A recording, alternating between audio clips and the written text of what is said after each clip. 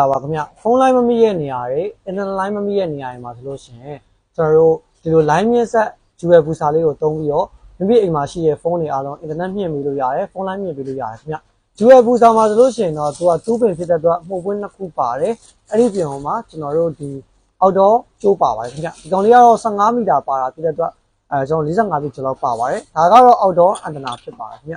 outdoor antenna ကိုကျွန်တော်တို့အမြင့်မှာထောင်ပြီးတော့ line ဖမ်းပြီးတော့ထုံးရုံပါပဲခင်ဗျ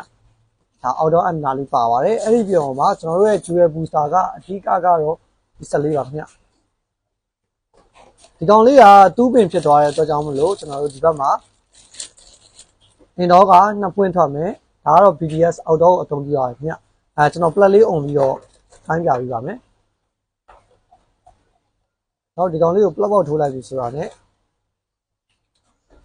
သူကကျွန်တော်တို့မီးလေးတွေစပြီးတော့လင်းလာလိမ့်မယ်ခင်ဗျ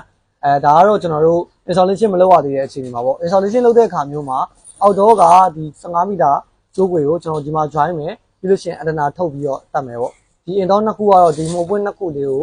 ထားပြီးတော့ဒီမိုးပွင့်လေးနဲ့ချိတ်ပြီးတော့တွဲလောင်းချထားလိုက်မယ်ဆိုတာနဲ့အကိုတို့အိမ်ထဲမှာဖြစ်နေတဲ့ပြဿနာပေါ့ line မမိရတယ်ကျွန်တော် signal မမိရတယ်ဖုန်းပြောလို့အဆင်မပြေရတယ်အားလုံးအဆင်ပြေသွားမယ်ခေါင်းလေးပါကလေးကိုလက်လီလက်ကလာရောက်ဝယ်ယူခြင်းနဲ့ဆိုလို့ရှိရင်ကျွန်တော်ရှိမှလာရောက်ဝယ်ယူအားပေးလို့ရပါတယ်ခင်ဗျတလုံးလေးကတော့3,800ကျပ်ပါခင်ဗျ